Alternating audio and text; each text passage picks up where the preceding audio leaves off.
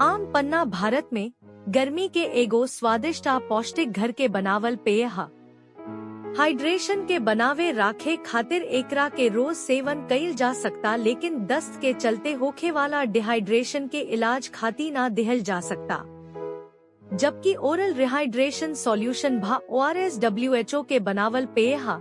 एकर इस्तेमाल डिहाइड्रेशन के इलाज में कइल जाला अवूरी एकरा में इलेक्ट्रोलाइट के ज्यादा मात्रा के चलते एकरा के सामान्य हाइड्रेटेड आदमी के सलाह ना दिहल जाला।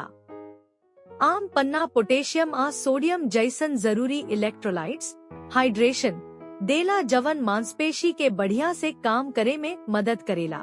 आम पन्ना में विटामिन ए अवूरी सी भी होखेला, जवन की त्वचा, आंख अवूरी प्रतिरक्षा खातिर निमन होखेला।